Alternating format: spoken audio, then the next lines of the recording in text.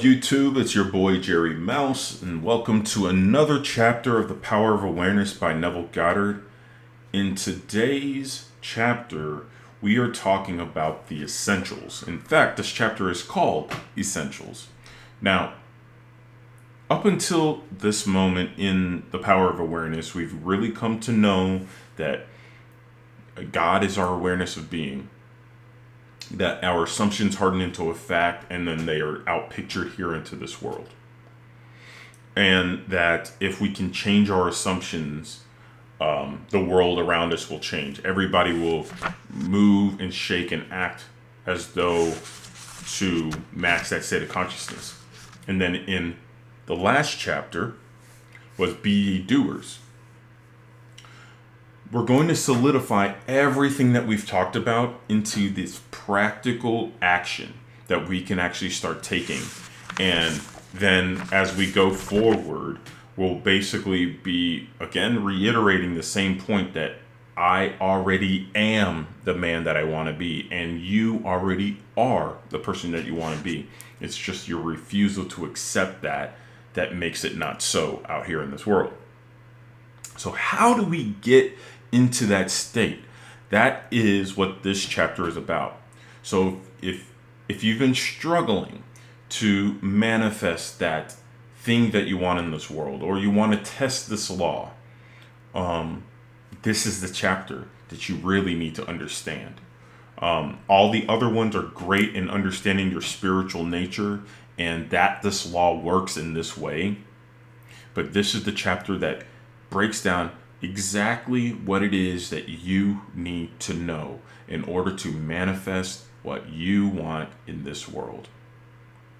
So, without further ado, let's get into the chapter. Today, The Power of Awareness, Chapter 19, Essentials. The essential points in the successful use of the law of assumption are these. First, and above all, yearning, longing, immense burning desire. With all your heart, you must want to be different from what you are. Intense burning desire, combined with intention to make good, is the mainspring of action, the beginning of all successful ventures. In every great passion which achieves its objective, desire is concentrated and intentioned. You must first desire and then intend to succeed. As the hart panteth after the water brooks, so panteth my soul after thee, O God. Blessed are they that hunger and thirst after righteousness, for they shall be filled. Here, the soul is interpreted as the sum total of all you believe, think, feel, and accept as true. In other words, your present level of awareness, God, I am the power of awareness, the source and fulfillment of all desires understood psychologically, I am an infinite series of levels of awareness, and I am what I am according to where I am in the series. This quotation describes how your present level of awareness longs to transcend itself. Righteousness is the consciousness of already being what you want to be. Second, cultivate the physical immobility, a physical incapacity not unlike the state described by Keats in his Ode to a Nightingale. A drowsy numbness pains my senses as though a hemlock I had drunk. It is a state akin to sleep, but one in which you are still in control of the direction of attention. You must learn to induce the state at will, but experience has taught that it is more easily induced after a substantial meal, or when you wake in the morning feeling very loath to arise. Then you are naturally disposed to enter the state. The value of physical immobility shows itself in the accumulation of mental force which absolute stillness brings with it. It increases your power of concentration. Be still and know that I am God. In fact, the greater energies of the mind seldom break forth save when the body is stilled and the door of the senses closed to the objective world. The third and last thing to do is to experience in your imagination what you would experience in reality had you achieved your goal. You must gain it in imagination first. For imagination is the very door to the reality of that which you seek. But use imagination masterfully, and not as an onlooker thinking of the end, but as a partaker thinking from the end. Imagine that you possess a quality or something you desire which hitherto has not been yours. Surrender yourself completely to this feeling until your whole being is possessed by it. This state differs from reverie in this respect. It is the result of a controlled imagination and a steady, concentrated attention, whereas reverie is the result of an uncontrolled imagination, usually just a daydream. In the controlled state, a minimum of effort suffices to keep your consciousness filled with the feeling of the wish fulfilled. The physical and mental immobility of this state is a powerful aid to voluntary attention and major factor of minimum effort. The application of these 3 points, desire, physical immobility, the assumption of the wish already fulfilled, is the way to at-one-ment or union with your objective. The first point is thinking of the end, with intention to realize it.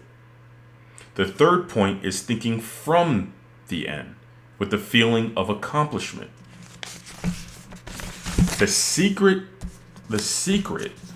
y'all ready for this? The secret of thinking from the end is to enjoy being it. The minute you make it pleasurable and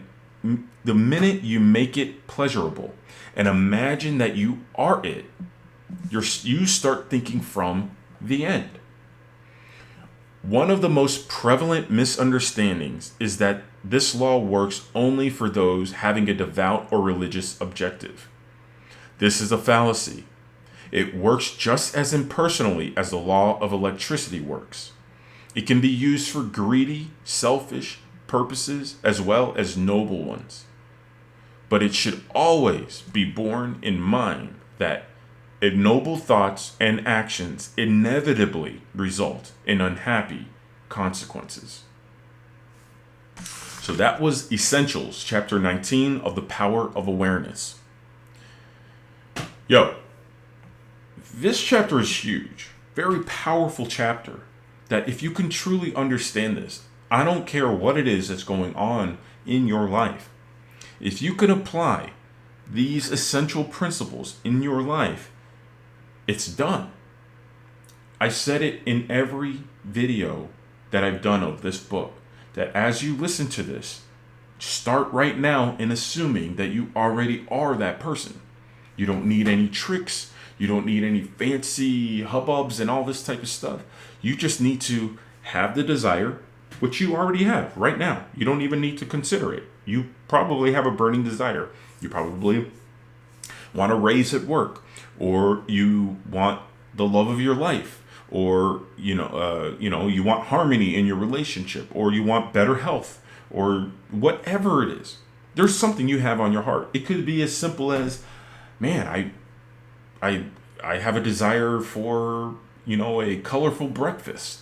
Like maybe you're used to eating oatmeal every single day and you want a different breakfast. It can be as simple as that. Whatever your desire is, do you have an intention to achieve that goal? Great. Now, that step is thinking of what you want. Your current state that you're in right now says, I don't have it. I want it. Great. The second step is, once you realize what it is that you want and that you have an intention to go after it, be still. Be still. Truly, immobilize your body. Take your attention away from all the reason and logic that says that you are not it already. Or maybe says, oh, this is what I have to do to go and get it. Or unnumbered mental chatter. It's all saying that you aren't it, and in fact that all you can do is think about it and think of it. Once you have your body immobilized and you know your true essence that we've talked about since the first chapter of this book, which is I am, be still and know that I am God. Once you get into that immobile state and you're just feeling good, you're feeling light, maybe even expansive, then you start thinking from the state of the wish fulfilled, which is the third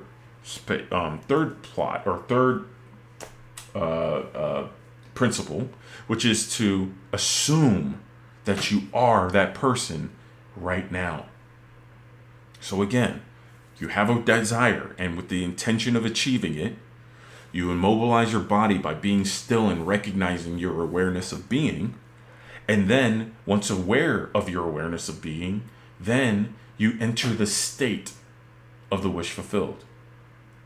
Once you've done that, it's done. Now, we'll get into this as we get into the following chapters about righteousness, about free will, about failure. But this is the essential bit that you need to know, that you need to practice. You need to practice being still. That's what prevents a lot of people from manifesting what they want. They don't actually know how to separate themselves from desiring and entering into the state of fulfillment. So once you, my friend, can nail this, it's a game changer. So, if you enjoyed this reading and this summary of this chapter, do me a favor. Go ahead and go ahead and hit the like button. Also, if you got some insights out of this or you have any questions, go ahead and put it down in the comments below, and I'll be there to answer it. I love answering these questions. I love helping people understand the law of assumption. And then other than that, if you're interested in coaching or anything like that, by all means, check out the comment section or description section, and it'll be all right there. All that said, you guys are awesome. Peace and hair grease.